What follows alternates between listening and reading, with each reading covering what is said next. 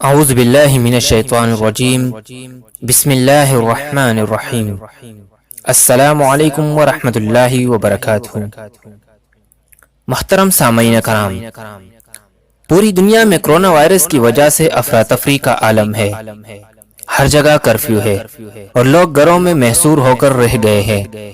کاروبار بند ہو گیا ہے، معیشت تباہی کی آخری حدیں پار کر رہی ہے۔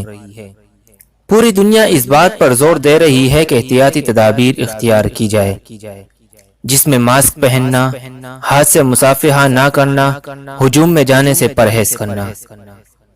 ویڈیو میں آگے بڑھنے سے پہلے آپ تمام سامعین سے گزارش ہے، چینل کو سبسکرائب کریں، ویڈیو کو لائک اور سوشل میڈیا پر زیادہ سے زیادہ شیئر کریں۔ اصلاح ایمان و عمل کے معزز دوستو، ان احتیاطی تدابیر پر عمل کرنا وقت کا تقاضا بھی ہے اور ضرورت بھی، لیکن ان احتیاطی تدابیر کے ساتھ ساتھ ہمیں ان احتیاطی تدابیر پر بھی نظر رکھنی چاہیے جو احتیاطی تدابیر ہمیں قرآن اور حدیث نے بتلائے ہیں، اور ساتھ میں اس بات پر بھی غور و فکر کرنے کی اشد ضرورت ہے کہ یہ عذاب الہی ہم پر کیوں اور کیسے نازل ہوئی۔ معذرت کے ساتھ کچھ علماء کرام نے اس کرونا وائرس کو آزمائش کہہ کر لوگوں کو تسلی دینے کی کوشش کی ہے، لیکن در حقیقت یہ اللہ کا عذاب ہے۔ سورہ روم سورت نمبر 30 کی آیت نمبر 40 میں اللہ رب العزت کا فرمان ہے، ظہر الفساد فی البر والبحر بما کسبت ایدی الناس لیذیقہم بعض الذی عملوا لعلہم یرجعون۔ خشکی اور تری میں فساد برپا ہو گیا ان کے اپنے ہاتھوں کی کمائی کی وجہ سے، تاکہ ان کے بعض برے اعمال کی وجہ سے ان کو عذاب کا مزہ چکھائے اور یہ پلٹ آئے۔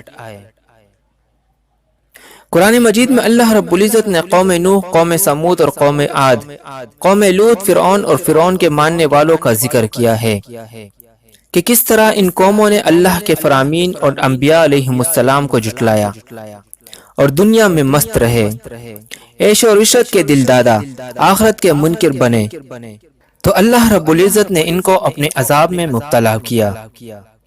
اس بات میں کوئی شک نہیں کہ اللہ رب العزت رحیم و کریم ہے، وہ اپنے بندوں پر بڑا مہربان ہے، اس کی بارگاہ میں ہر ایک کی پکار سنی جاتی ہے۔ وہ اللہ اپنے بندوں پر رحمتوں اور برکتوں کے دروازے کھول دیتا ہے۔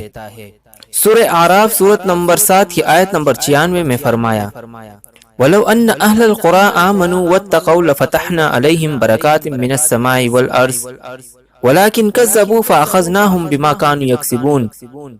اور اگر یہ بستی والے ایمان لے آتے اور تقوی کی زندگی گزارتے تو ہم آسمان اور زمین کے برکتوں کے دروازے کھول دیتے، لیکن انہوں نے جھٹلایا تو ہم نے ان کو ان کے کرتوتوں کے سبب پکڑا ہے۔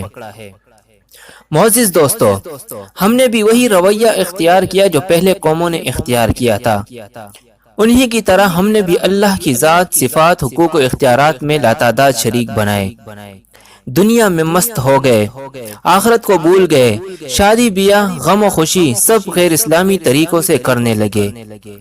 سورہ انعام سورت نمبر 6 کی آیت نمبر 65 میں فرمایا، قُلْ هُوَ الْقَادِرُ عَلَىٰ أَن يَبْعَثَ عَلَيْكُمْ عَذَابًا مِّن فَوْقِكُمْ أَوْ مِن تَحْتِ أَرْجُلِكُمْ۔ کہو وہ اللہ اس بات پر قادر ہے کہ تمہارے اوپر سے عذاب نازل کرے یا پھر تمہارے پیروں کے نیچے سے عذاب کو نکالے۔ ان عذابات سے بچنے کا واحد راستہ اپنی اصلاح کرنا ہے، رب کی طرف رجوع کرنا ہے۔ اس قیامت کے عذاب سے پہلے یہ چھوٹے چھوٹے عذابات ہمارے لیے گرین سگنل ہے کہ ہم غفلت کی نیند سے بیدار ہو جائے اور اپنی اصلاح کرے۔ سورہ سجدہ سورت نمبر 32 کی آیت نمبر 21 میں بیان فرمایا، وَلَنُذِيقَنَّهُم مِّنَ الْعَذَابِ الْأَدْنَىٰ دُونَ الْعَذَابِ الْأَكْبَرِ لَعَلَّهُمْ يَرْجِعُونَ۔ ضرور ہم ان کو چھوٹے عذابوں کا مزہ چکھائیں گے اس بڑے عذاب سے پہلے تاکہ یہ پلٹ آئے۔ وقت ہے کہ ہم اپنے رب کی طرف سچے دل سے توبہ و استغفار کر کے رجوع کریں، تمام شیطانی کاموں سے اجتناب کریں، قرآن مجید کے احکامات کو اور نبی کریم صلی اللہ علیہ وسلم کے طریقوں کو اپنے اوپر لازم کرے۔ ابھی بھی وقت ہے کہ جس طرح اس کرونا وائرس سے بچنے کے لیے ہم احتیاطی تدابیر اختیار کر رہے ہیں، اسی طرح اس بڑے عذاب یعنی آخرت کے عذاب سے بچنے کے لیے بھی ہم کچھ احتیاطی تدابیر اختیار کریں۔ سورہ تحریم سورت نمبر 66 کی آیت 6 میں فرمایا، یا ایھا الذین آمنوا قوا انفسکم واہلیکم نارا، اے ایمان والو خود کو اور اپنے اہل و عیال کو جہنم کی آگ سے بچا لو۔ اللہ رب العزت ہمیں اپنے حفظ و امان میں رکھے۔ اللہ رب العزت ان دنیاوی عذابات سے بھی بچائے اور آخرت کے اس بڑے عذاب سے بھی بچائے۔ آمین۔ اقول قولی ھذا استغفر اللہ لی ولکم ولسائر المسلمین۔